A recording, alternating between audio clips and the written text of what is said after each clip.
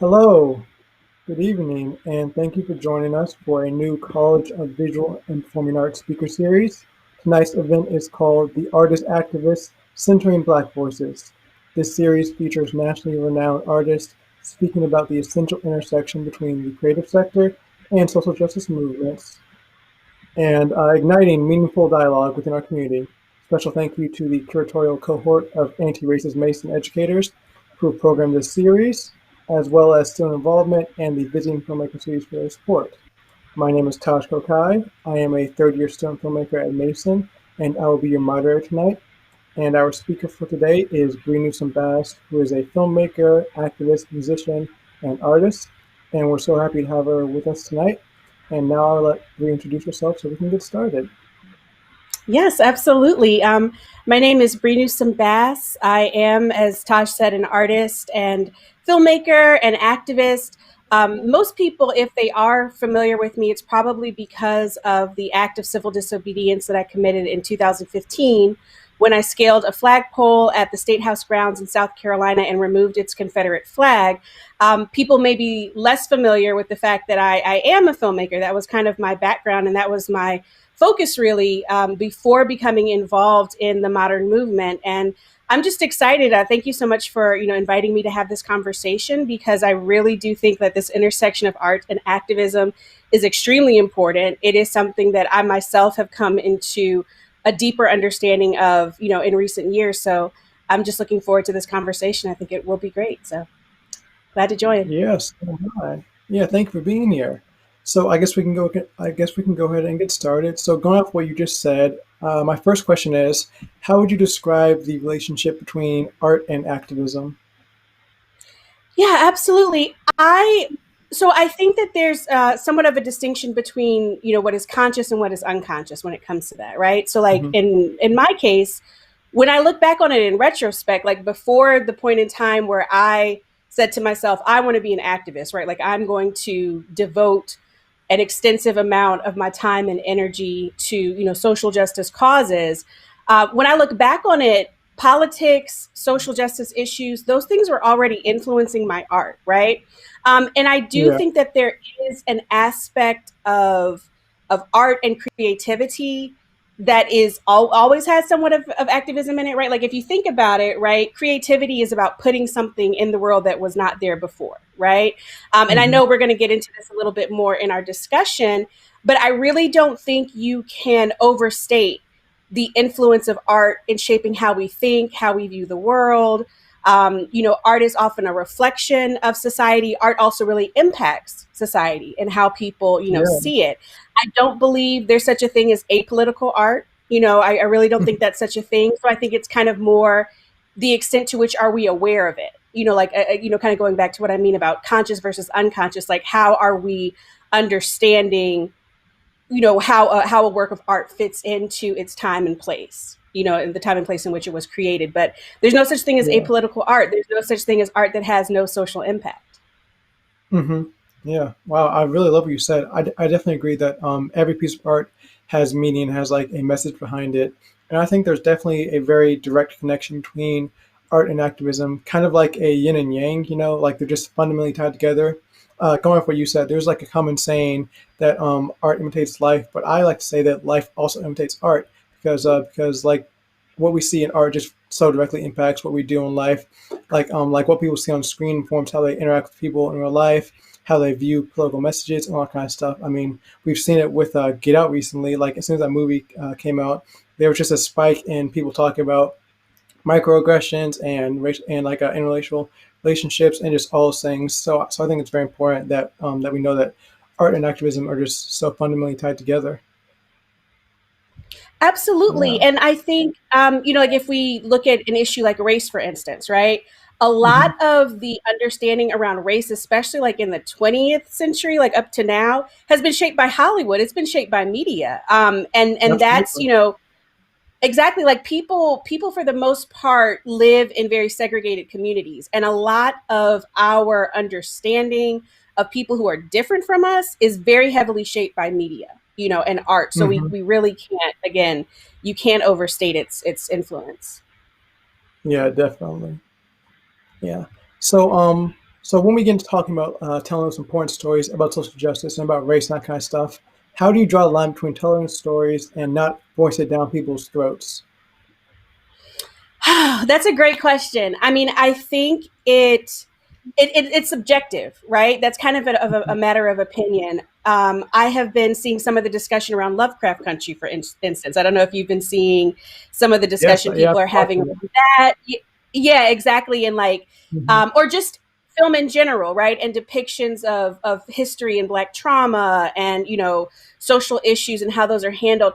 A lot of it is subjective. I don't think that you can Yeah. like clearly say here's the line between, forcing something down somebody's throat, versus not. In my opinion, I really like content that centers characters, right? Like if you think about Hmm. how we show up in the world, it says real life people, right?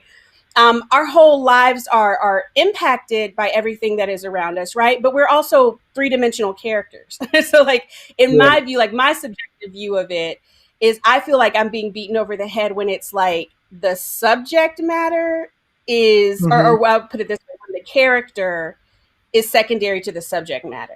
I think that the most Yeah. powerful work, right, is the one where it's taking you on a journey with the person, and it's like through that journey that you understand more of the subject matter. I do think that sometimes content can get a little message heavy, or Hmm. it is kind of like it's beating you over the head with it. Yeah, I totally agree. Yeah, I think when you start to get in that territory of like forcing it down people's throats, I think you get into that when you when the stories are unmotivated and like there's no meaning behind the characters and that kind of stuff.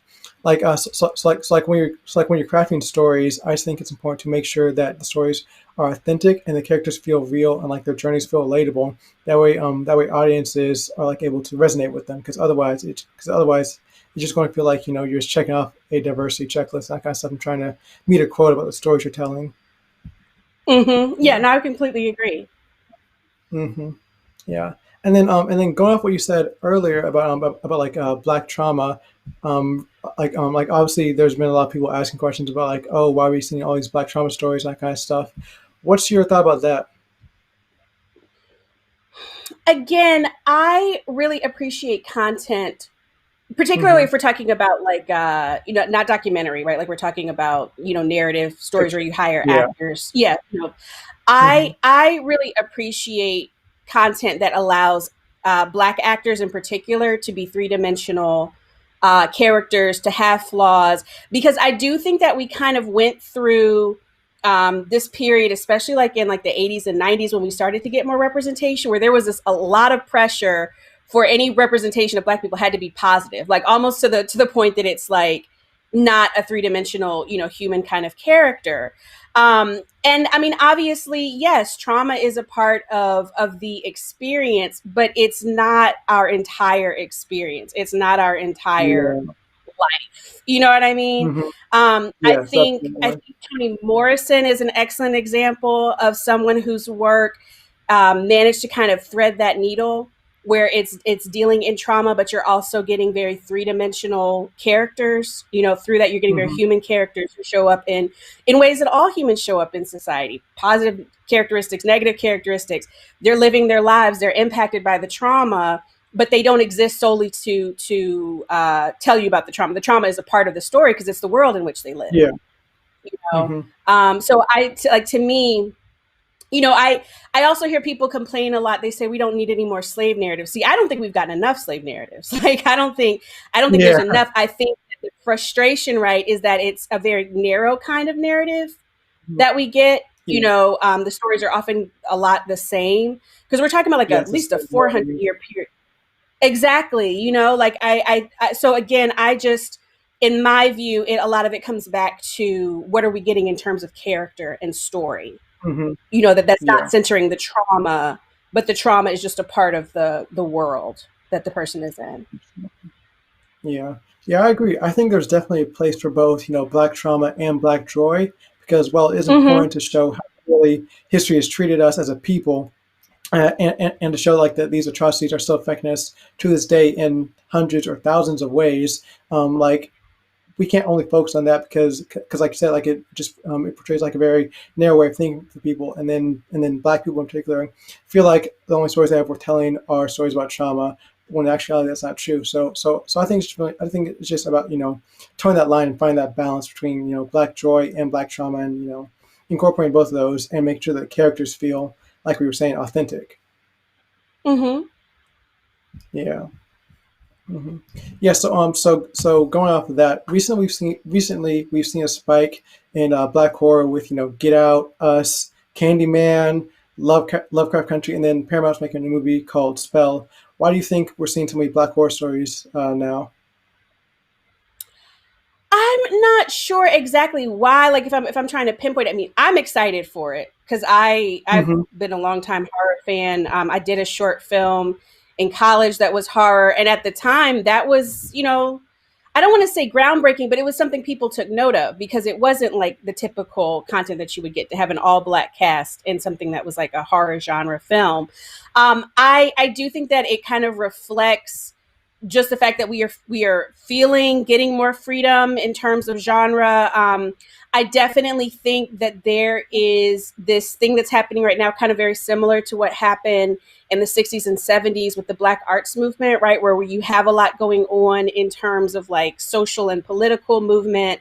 And so it kind of hmm impacts the art that Black artists are creating. And I think sci-fi and horror is kind of becoming the popular way to deal with some of these issues and explore Yeah. some of these things.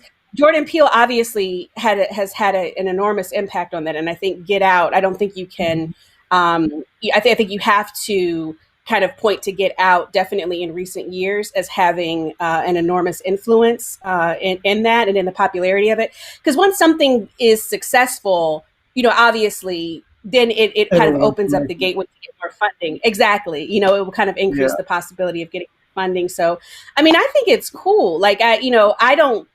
I think it's great for Black artists to kind of expand and not be boxed in. And like historically, science fiction and horror are among the genres that we've often kind of been kept out of. So I Yeah. think it's great. Yeah, I completely agree. Like I for one have been loving all the black horror we've been getting. Like I'm obsessed with Lovecraft Country. I loved Get Out. I loved Us. I just love all of it. I think that Afrofuturism, like that subgenre, is really becoming really more prominent now. Like we're seeing more short films, we're seeing more TV shows, like we're seeing more comic books, even like just all across art and media. We're seeing more black characters just being explored, which I think is really great. Um, so so like going off of like all these black horror films and TV shows we've seen so far, how do you think depictions of black people in media are going to progress in the years to come? You know, That's a little hard to say. I do think that, a lot of times when we think about Black representation, we're kind of looking at what shows up on screen, right? So the actors, hmm but what's behind the scenes has an enormous impact. And I think that's still where Yeah. we're really trying to break down a lot more barriers, right? Like who's writing the hmm content, who's producing, who's making the creative decisions, because I think that will really impact the, kind of like the depth of work that we get, and the depth of Yeah. opportunity that is presented. So I'm hoping that I'm hoping that we just get more diversity. Like Black people are not a monolith, and Exactly. I mean, and it used to be, a point in time where the only time you would see Black characters on screen for the most part was like, somebody is a maid or a butler hmm or somebody's best friend, a side character. And then we, started to get more and more content where we might be the main characters, but it was still very narrow, like a very narrow hmm depiction of Black people and Black Yeah. experiences. And so I just hope that, you know, with the expanded opportunity, we will get more diverse representation. But funding is a key part of that. I mean, and, hmm and that's what I'm saying. Like, it's not just who's getting cast, but it's like who's in the writing room, who's in the director's chair, like who's really getting those kinds of opportunities, because that has a lot of impact. That almost has more impact, really, than who is even on screen in terms of what is the content that we're getting. Yeah, absolutely. Yeah, like over these past couple of weeks, I've seen Misha Green and like the showrunners and writers for Lovecraft Country, and they've really been talking about like their journey, writing the story, and like how they just want to show Black people just exploring the universe, exploring the world, and also tying like that historical trauma, like generational curses. So I think that's something really cool that's been happening recently. But yeah, I totally agree. I think it's I think it's paramount who's in the writing room, who's directing the story, because like historically we've seen because like historically we've seen like a lot of black stories, but most of them have been written by white people and like it just comes off as narrow or like inauthentic, that kind of stuff. So I definitely agree with you there. So kind of speaking off of being behind the camera. Obviously, earlier this year we saw the Academy make new diversity requirements in order to be considered for an Oscar. How do you think those will change our culture and representation in the media? I don't know. I mean, it's a step forward, right? It's better than it Yeah. was. I have mixed feelings. I'll be honest. Like, I really have mixed feelings about the award shows in general. Hmm. It's an awesome thing to have a film awarded, but I also think that it kind of like distorts our whole understanding around what good film is, right? Or what should be Hmm. valued. It costs a lot of money to even compete for an Academy Award. A lot of people don't know that. Like, I mean, it really is kind of like this very elitist kind of space, Yeah. and so that itself really shuts a lot of people out. And so it's kind of like any other elitist institution where I think diversity is cool, diversity inclusion, it's cool, it is what it is. But I think we need to Hmm. go a little deeper than that in terms of like what is the culture, what is the value of having elitism Hmm. within film, like what is the Yeah. purpose of serving, and not to say that there's no value in it, but I also think that we shouldn't make it seem as though unless we are included, right? Like unless we see black films get this award or be included in this historically elitist white institution, it's not valuable. Like we need that in order to validate our art. I really, that's kind of where I kind of struggle with that. Like, and I think we shouldn't put too much emphasis on that, because then what you're saying is like it's not valid unless it gets this validation from this elitist institution, which, I mean, we can question the validity of that to begin with. I mean, what does that Hmm. mean to have something that is historically so elite and white dictating, what is quality film and what isn't? Yeah, definitely. So do you think TV shows and film should do you think TV shows and films should try to win awards, or do you think they should just focus on telling a good story? I think you prioritize telling a good story. That's my view of Mhm. it, right? Because Yeah. I think, and there's numerous examples where you have films, they win awards, but they don't have longevity. And again, Mhm. it doesn't mean that there's no meaning in winning an award, right? But I think if you had to choose between winning an award or making a work of art that had lasting cultural impact, I would choose lasting cultural impact. And there's a whole lot of Yeah. examples of films that did not, films and filmmakers that did not win awards but have way more cultural impact long term than Hmm. a film or a filmmaker who did, and Yeah. ultimately that's kind And of what I would judge it controversial. by. Was that Yeah. now? Yeah. Yeah. Like and then going off what you were saying, like going off what you're saying, they're also like filmmakers who have won awards but have had no longevity in terms of like cultural impact. Hmm. Yeah, Yeah. absolutely. I That's talk about that actually more. been an issue. Oh, I was just going to say that's actually been an issue with some of the actors. I'm sure where they've won awards and then they're kind of shocked that it doesn't lead to, necessarily Yeah. having more opportunities. Yeah. So I definitely agree that like the whole award system it is very elitist. So that's a good point of view. Hmm. Yeah.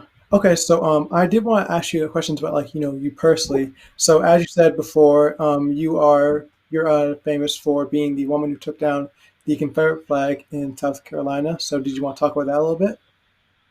Sure. I mean, I don't know if there's a particular part of it that you want me to touch on, but I mean, for Mhm. people who aren't familiar with that whole situation, so the Confederate flag in South Carolina, this was a flag that was raised in the 60s, right? And you know, obviously raised during the civil rights movement. They put it up clearly as a statement of opposition to the civil rights movement, which was happening at that time.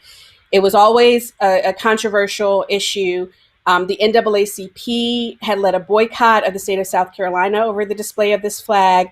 And so finally, in the year 2000, they moved the flag from the dome of the Capitol, where they first raised it in the 60s, to the lawn, to this flagpole. Hmm. And they wrote into the law at that time that the flag couldn't be lowered for any reason unless there was a 2/3 approval in the state house. So then when we flash forward to 2015, we have this horrific incident. This white supremacist drives from Columbia, South Carolina. That's the capital where this flag had been on display since the 60s. He drives from Columbia down to Charleston, South Carolina, enters a historically Black church, Emmanuel AME, murders 9 Black people during a prayer meeting. And, of course, this sent shockwaves across the whole country. This is coming like, right in the midst of all of the protests over police brutality. This is like just a couple months after Freddie Gray, a couple months after there was an incident in South Carolina. I apologize, I can't call his name right now. Black man was shot in the back. Walter Scott shot in the back by a police officer. So this is like coming in the context of all of this, and so it obviously it sent shockwaves across the country to the point that Yeah. all across the country you have state houses are lowering their flags, their national flags and everything. South Carolina lowered its American flag but still had the Confederate flag at the top of the pole and was saying, we can't lower it because of this law that was passed. And it was just, again, one of these moments that really kind of represented everything we had been saying about the disregard for Black life. Hmm. Clementa Pinckney, who was the pastor of the church, he was killed in that incident. He was also a state senator. And so for that reason, they gave him, a formal state funeral. They were processing his casket through the streets in Charleston. And so if you can imagine that visual of this casket being processed and the American flag is lowered and the Confederate flag is at the top of the pole. So that was the context in which I got together with a group of other activists, and we tried to plot around, can we take this flag down? Just as an act kind of coming in that tradition of civil disobedience to protest racism, protest the unjust laws that had raised the flag in the first place and was giving it more protection than Black people, and just the fact that the conversation was focused more on this flag than on, what are the conditions that led to this horrific act in Charleston. And so I trained for over a day and a half. It was actually a Greenpeace activist who had experience scaling trees who taught me on this method. And the reason that I had to scale the pole was because they had designed this flagpole with an internal pulley system to protect it. So you couldn't just like walk up to it and lower it. So that's how it ended up becoming. Yeah. So that's how it ended up becoming that somebody would scale the flag. And, I did kind of call upon my background as an artist in that moment, because we were talking about attacking a symbology, right, with the Confederate flag and what it represented. And, deliberately thinking about the image that could be created in having a Black woman take the flag down. My family's from South Carolina. I grew up seeing that flag, knowing what it meant. And so I felt, kind of comfortable, like speaking to that history and that legacy. And so we were very deliberate in attacking, a symbol of racism by kind of creating not just an act of civil disobedience, but an image, an image of dismantling racism that's kind of symbolized through, climbing up the pole and dismantling the Yeah. flag. Absolutely. Yeah. I read a few articles about it. I think like a couple of years ago, and I thought it was like really moving, really powerful. Yeah. Thank you. So I appreciate it. of course. So why do you think it's important that we dismantle these Confederate symbols and Confederate flags and beliefs, that kind of stuff, in real life and in media? Yeah, well, I mean, I think it, kind of goes back to your first question about the intersection of art and Hmm. activism, or just, art and society. Like, symbols are very powerful, and a lot of times what you hear whenever we talk about things like Confederate monuments or Confederate symbols, people say, oh, well, it's just a symbol, but not really, because if it were just a symbol, then it wouldn't be controversial. We wouldn't have so Hmm. much, fervor and tension over these monuments. They mean something. There's a reason why it's there. It's to send a Yeah. message to the public. It's to represent something.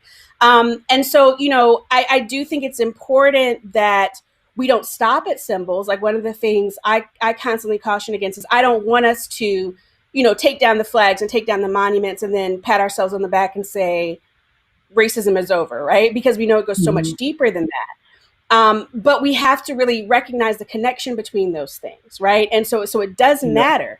And I think going through the process of taking it down, doing public education on why it was raised in the first place, why we're taking it down, what it means to take it down, and where do we go forward from here in terms of structures and policies, I think is essential. Like I don't think that there is a future world where we have resolved issues of racism and we still have monuments of the Confederacy all over the country. I Mhm. just don't think that happens. So I take it as a good sign that we're kind of going through this period now where a lot of these things are coming down. You know. Yeah, definitely. And obviously we're both from the South, so like we both heard people saying, like the Confederacy isn't racist, like it's just part of history. And when in fact that isn't true. Like I wrote an article about 2 years ago about how like the Confederacy should not be it should not be celebrated, but it should just be acknowledged because no matter how you argue it, the inescapable fact is that the Confederacy was built on the institution of slavery. Like the Vice President of the Confederacy, Alexander Stevens, said it was about slavery. The Mississippi and Texas Declaration of Secession said it was about slavery. The entire Confederacy was built on the idea that the Negro is not equal to the white man. So if we truthfully want to move forward and be a society that believes in equality for all, then we have to dismantle those in every way we can, because those ideologies go directly against what we stand for in America. Because in fact, the Confederacy literally tried to succeed from America and separate themselves. So I think we have to really, just move away from the Confederacy any way we can in order to, be our best version of the nation. Absolutely. And, one of the other criticisms people make around the whole debate is they say it's historical erasure to take the monuments down. But again, the Mhm. monuments really are historical erasure. Like those monuments Yeah, were put up as part of like this campaign to like rewrite the history of the Civil War. So this is really about kind of like correcting the historical record. And we don't want to erase history. Like I don't want us to ever forget that those monuments were there, because that yeah, there's a danger in that. There's a danger in hmm like taking things down and then acting like it never happened. yeah, absolutely. Yeah, so like I was saying, we need to acknowledge it, but not celebrate it, and not like idolize those people, because what they did was horrendous. What they stood for was terrible. Mhm. Yeah. Okay, Absolutely. so we're about halfway through. So I just want to remind everybody, if you have any questions, you can put them in the chat, and I can ask them to Bree once we get a little bit more down the road. Okay, so my next question is, this is a multi-part question, but you can answer them one at a time if you like. So it's been 5 years since you took down the Confederate flag. So my questions are, what do you think has changed in those 5 years? What do you think has stayed the same? And what do you think has gotten worse? That's a great question. So what has changed, what stayed the same, and what's gotten worse? I Hmm. do think that there has been a shifting in the consciousness, right? So like I remember when I first took the flag down, you know, the question was, well, why did you do that? Or we were just talking about like, well, what does the Confederate flag symbolize? I do think that there has been a shifting now, and I think that is why you see more monuments coming down. I think that we are talking about white supremacy much more openly. I mean, I remember Hmm. a point in time where we were really having to push national media to name white supremacy, name racism, name terrorism. We were saying like what had Yeah. happened in Charleston was an act of terror, and now that seems to be something that is more openly discussed. In Hmm. terms of what has stayed the same, we're obviously still very much in the thick of it. None of this has been resolved. I view a lot of the events over the past 4 years in particular as kind of being a backlash response to this push for racial justice that was happening in the second half of the Obama administration in particular. And so, I don't really see a full resolution around any of those things at this point, and it could still go either way. There's no guarantee that things just go forward towards progress and don't backtrack. And I think that's an important thing for us to understand and learn from history as well. When people were fighting for civil rights in the 60s, they were actually fighting for rights that they were supposed to have received at the end of the 19th century. So we had Black people in Congress at the end of the 19th century before Jim Crow came into place. So we want to be careful that we don't think that, we just assume everything just moves forward toward progress. And in Yeah. terms of where things have gotten worse, I mean, I don't know if it's that it has gotten worse or if it's just come out more in the open, but I know Hmm. that I think if we were to look back, just a few years ago, we would be kind of shocked, I think, at some of the blatant racism that we are seeing, in our society right now, and just some of like the, just like the open, just hateful, just demeanor. I mean, I think we definitely have seen an uptick in that kind of violence. And I don't know if it's that it has gotten worse, or if it's just that we are seeing more, right? Like what was Hmm. already there. Yeah. Um, but that's kind of how I would look at it. I think we're definitely kind of at this point of increased tensions, most definitely.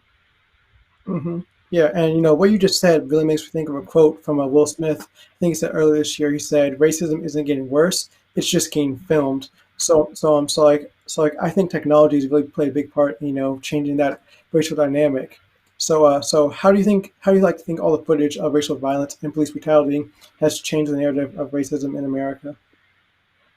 I mean, I agree. I don't know if we can quantify it, but I would be shocked. I would find it hard to believe that there's more, police violence now than there was. I think that it's just being videotaped more, right? Like, I think it's Hmm. hard to believe that more people are being killed today than were being killed in the 60s, 70s, 80s, 90s, right? I mean, I Yeah. remember when the Rodney King incident happened, and to really think on that in retrospect, it's really crazy. So you're talking about, this is before cell phone cameras, right? So you have Hmm. somebody who just happens to have a home video camera and is able to capture this incident. But how many times do you think things like that were going on and it wasn't videotaped, right? I think that the Yeah. main thing that has changed today is just everybody has a video camera on them. And so Hmm. things that people knew were going on for a long time. And not just the police incidents. I mean, we're seeing more and more video on a daily basis of just open hostility and racism and bigotry. I think it's Yeah. always been Just there. civilians. Exactly. Right. I think it's always been there. I think it's just that because people have cameras on them, it's being, documented and brought out into the open more. Yeah, I definitely agree. So like, how do you think race relations would be different if things were getting filmed, say 30 years ago? That's hard to say. I don't know. Again, I don't know to what extent we can completely quantify, right? Like the Hmm. impact of media, because, and that's, I'm sure, another debate that you've seen kind of going on, like when people are talking about what is the value of sharing all of these videos of police violence, because there was definitely a point, a few years ago where, it was like just share every video that would come up. And then people started to like really raise questions around, is this really changing things, or are we just becoming numb to it? Is it just normalizing it?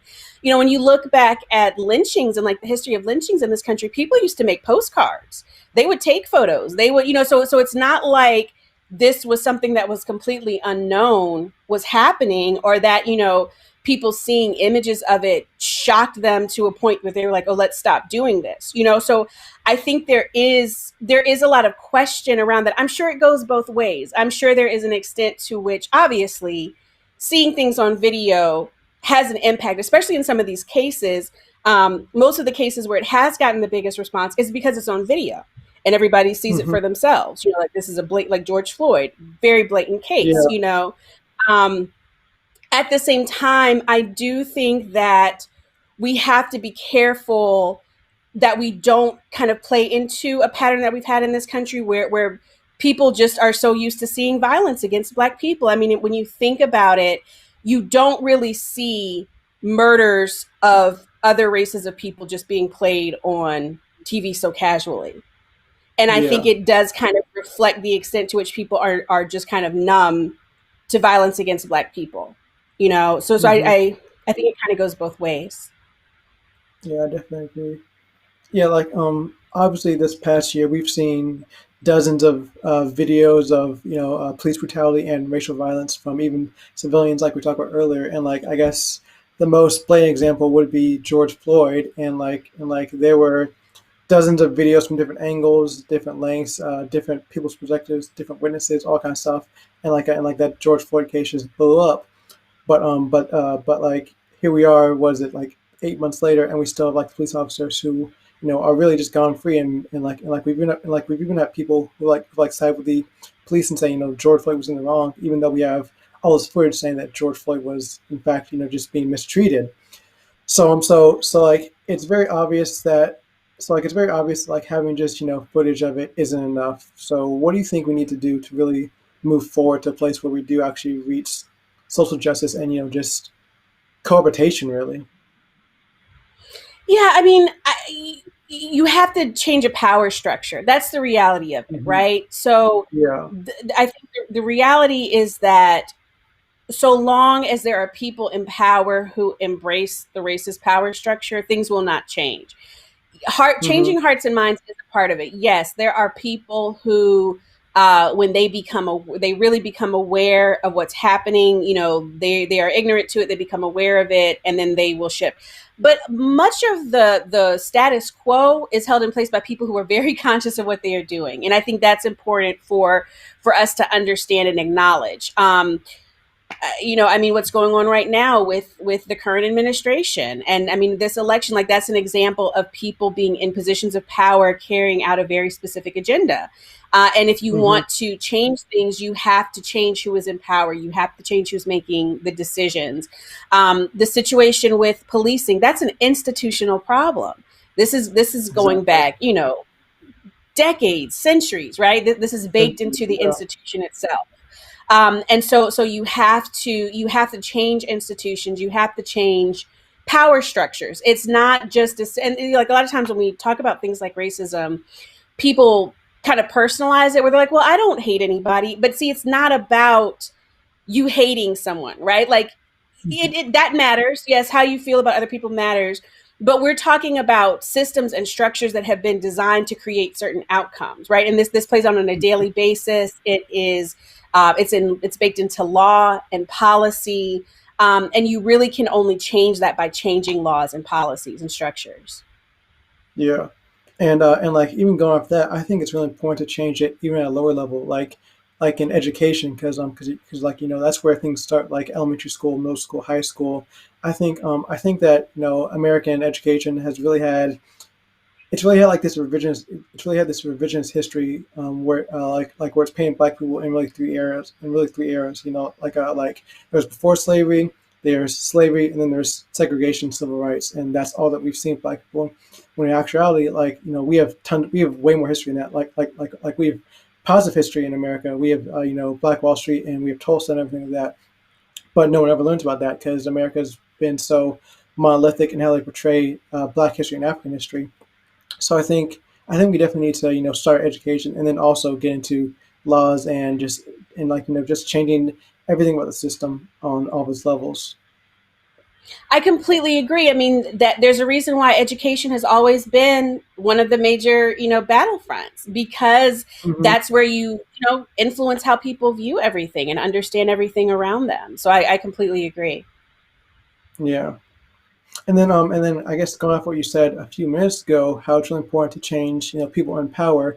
So like these past couple of months with the election going on, we've obviously seen a lot of voter suppression and a lot of people like being bullied into vote for one side. And while we have seen some people of color and black people who are running for office, it's not nearly as many as white people, obviously. So I guess my question is, what do you think we have to do in order to get like people in positions of power who are on the side of progression and equality? Yeah, I mean, I think it's going to be a long term struggle, right? I Hmm. think a lot of times we really focus on the presidential election, but we have to understand, like the president, that's like the most powerful position. That is a Yeah. multi-billion-dollar competition. Very hard to change. I mean, people keep attempting very hard to change things at that level. I really think, and I'm not saying don't try to change things at that level, but I really think that focusing in on local elections is really important. I think that that's one of the main places that we tend to overlook. And Hmm. local elections actually have a tremendous amount of power. Like most of the police departments that's determined locally. Education, what's going on with their school systems, is determined locally. And so I think that we really can make significant headway if we were to focus in. And that's kind of what's been happening. I'm sure you've seen that. We've had several incidents of activists, like people who were, very involved in the protests and running for office at a local level.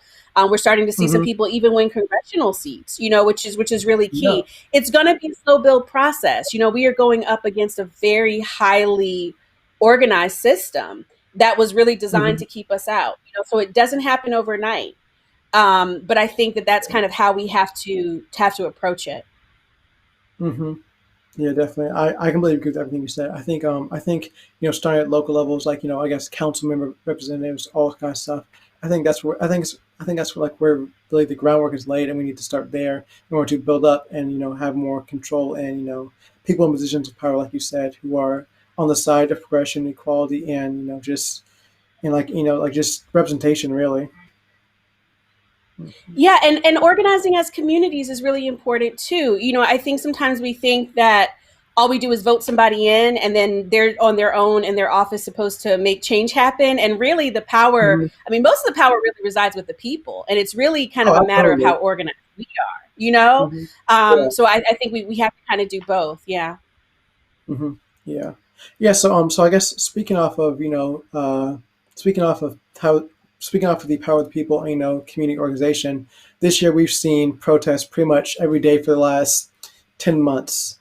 How do you think those have impacted? How do you think those impacted laws and just society in America? I think we are starting to see some of the impact of it. Like the defund policing movement is gaining traction. I mean, it Hmm. is.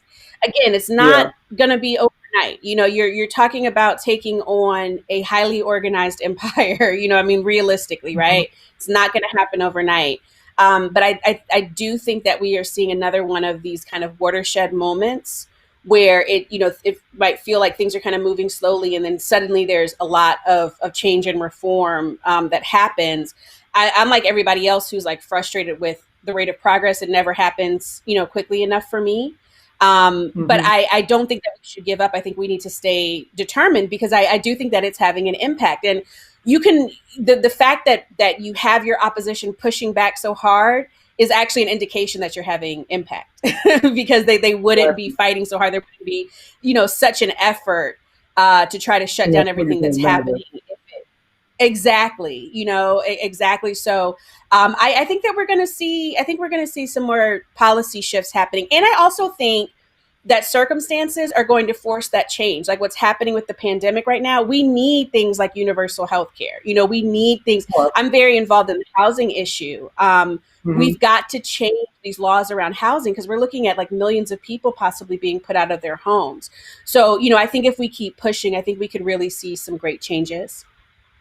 Yeah, definitely. And I actually want to talk about your experience with housing because obviously that's one of the main things you advocate for is housing rights. So did you want to speak a little bit about that? Because I know that I imagine that this year especially housing's been a struggle for many people. Yeah, definitely. I mean, I kind of landed on the housing issue because I became aware. Like I went through kind of a shift in my awareness of realizing how critical that issue is. I mean, it's not just an economic issue, it's a public health issue.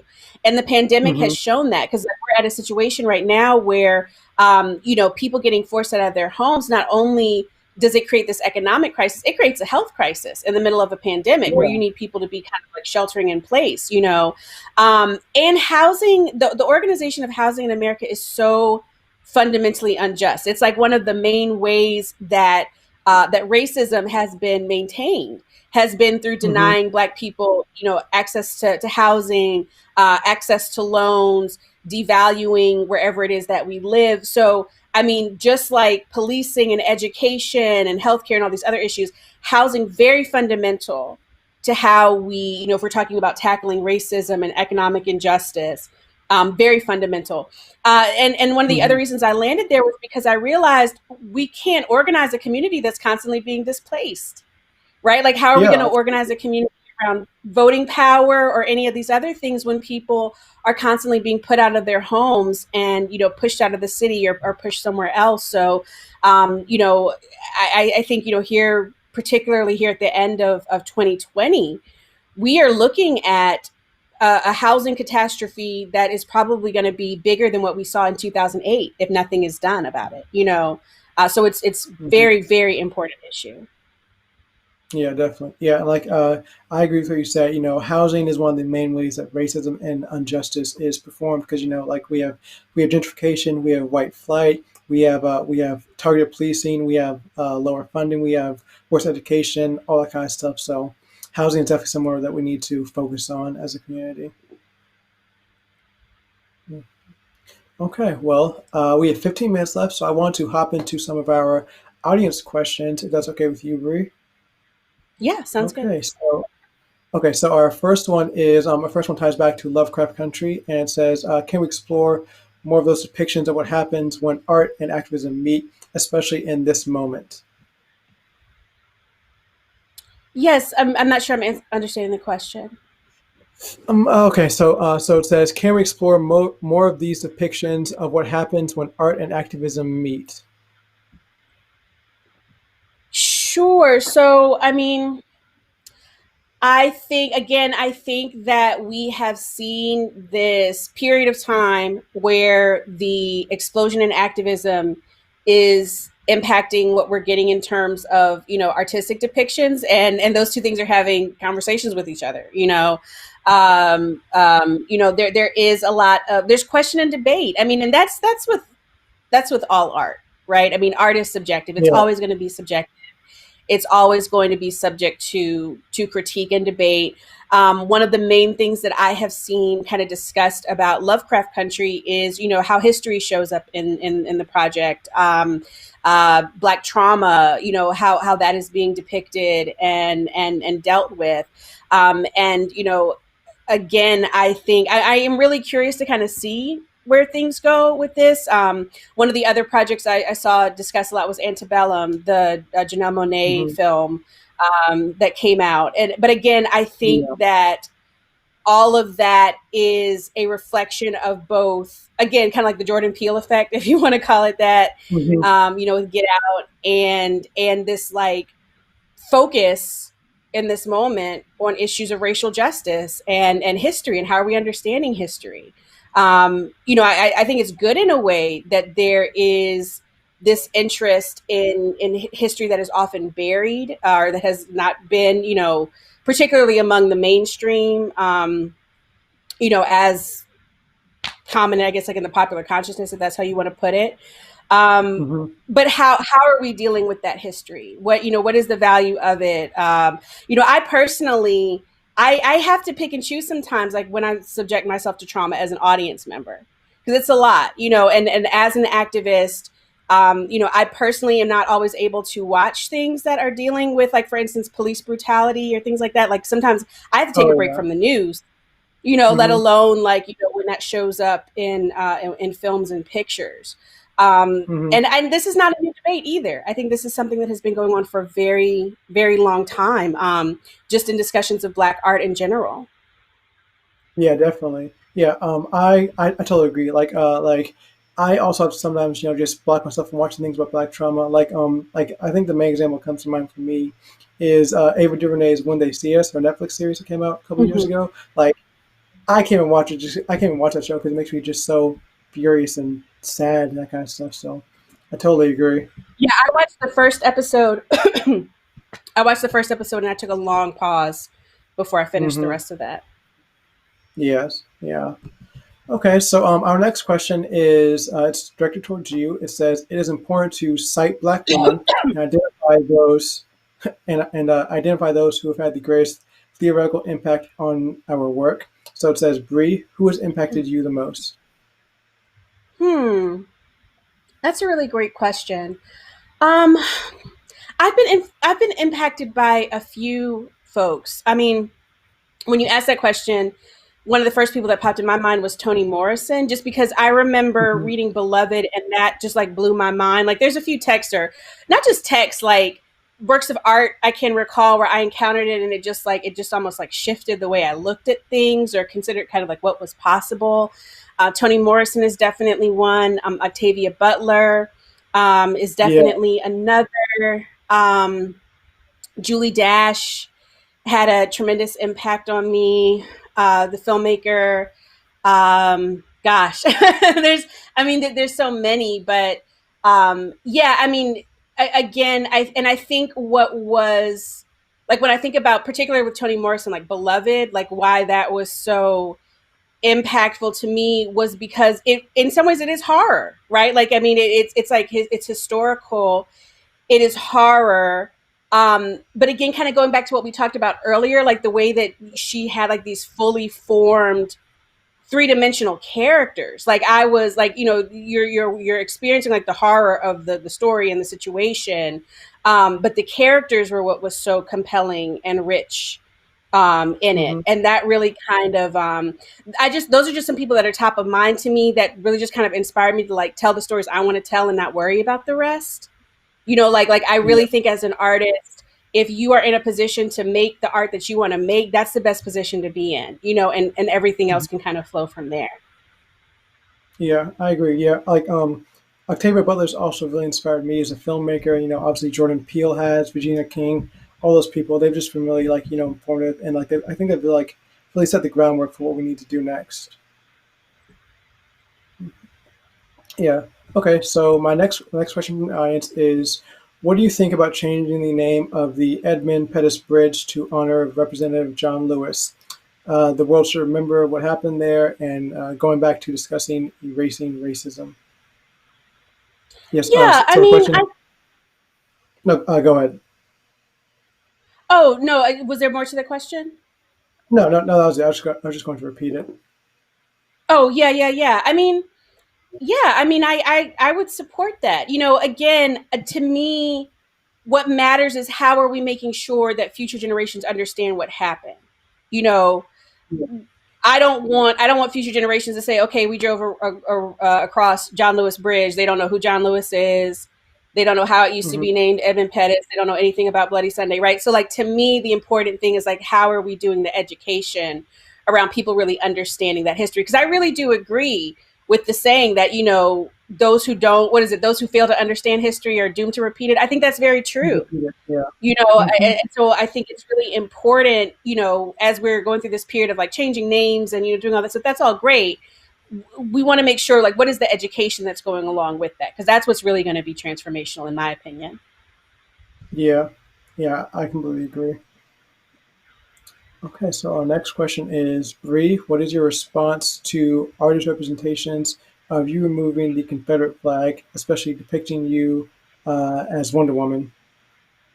Yeah, I mean, it's fascinating. It's fascinating to me to see kind of how people interpret that image, right? So I told you before how when we were taking down the flag and we were like, how do we take down the flag? Okay, somebody has to scale the pole, and then we're like, well, who's going to scale the pole? Okay, how do we Hmm.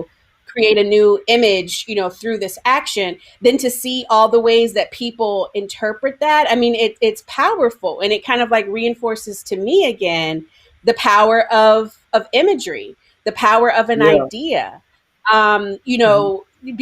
And that moment in that way, it becomes so much bigger than me and even that moment, because that's people turning it into idea. I've seen people interpret it where I'm taking the flag down and I'm raising a Pan-African flag, which is also interesting because we had discussed the possibility of replacing the flag. We decided to just keep it focused on taking the flag down. But Hmm. it's really interesting. I actually met the artist who did the depiction of as Wonder Woman, and I mean that again. That's interesting. So that's like a feminist superhero, kind of interpretation of it, which is really fascinating. There was another Hmm. depiction. I think the artist labeled the picture still, and in that one, I'm like standing. It's like I'm not even, because obviously when I took the flag down in real life, I had on a harness and all this kind of stuff. But in his depiction, I'm just like freestanding, and just like holding the flag, like just completely free, and and my braids are like blowing in the wind, and I don't have on a helmet or anything. It just like creates this whole feeling of freedom. So it's just, again, it's like another one of these moments where you kind of get to see like real life, and then you get to see how art interprets real life, and the art, Yeah. in a way, like the spirit of it is just as true as the moment, right? It's kind of capturing Hmm. like what the moment meant in a different way. Yeah. Yeah, I totally agree. I think the depictions of you have been really moving and really powerful. Like I showed my sister a few of them, and she was really moved by them. So I think it's been really cool. I think it's been really cool, especially to show young black women and young black girls to show like obviously black women can really make an impact and can make a difference, and there's nothing holding them back. Yeah. Okay. So I did have one more question for you, and my question is, what's the main thing you want the audience to take away from this tonight? I really would hope that folks would walk away and really think more on, again, on like art and how it shows up. Like I know for me, one of the most profound aspects of like going to school and studying these kinds of things, it just taught me how to think about it, right? Like that's the most Hmm. powerful thing. 'Cause we're always taking in imagery before we can like describe it and name it and place it. We're taking it in, we're interpreting it in certain ways. But there's a real power, again, in kind of being conscious of it and thinking about it and having like media criticism. That's one of the other things that I am really working on. So I'm doing a documentary right now, actually, Okay. and working with other activists and community over how are we telling our own stories. How are we Hmm. making sure that we have the tools and the skills to tell our own narratives, which is very powerful. When you think about it, again, there's really no such thing as objective media. We can strive for objectivity, but there's really no such thing as objective media. And so like having the ability to really think critically about what we're taking in. Why was this image chosen? Why was this font chosen? Why was this music chosen? Why was this angle chosen? Right? All Hmm. of that communicates meaning.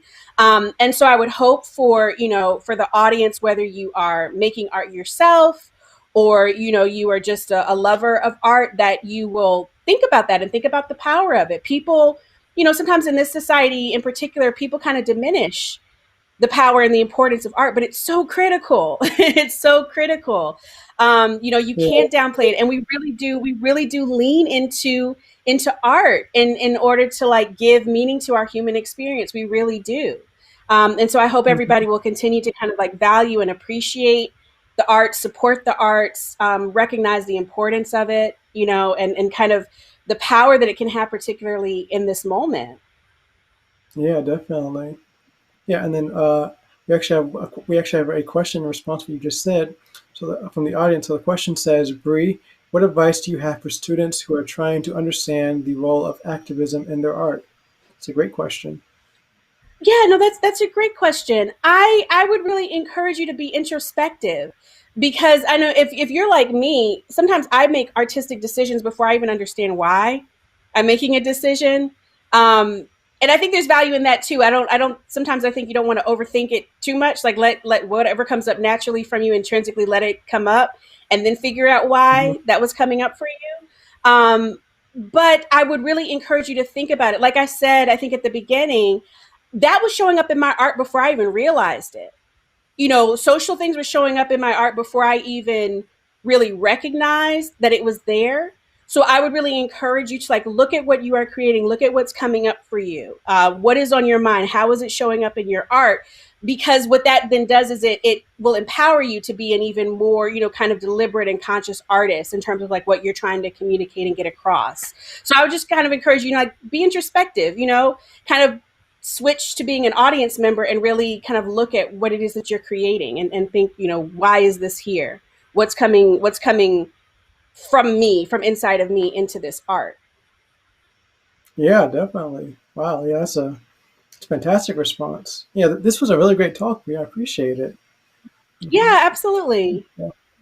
So that's all the time we have today. Thank you all for joining us this evening for an inspiring conversation. Special thank you to the College of Visual and Performing Arts, the Center for the Arts for George Mason University, and the Hilton Performing Arts Center. And of course, thank you to Bree for such an insightful discussion.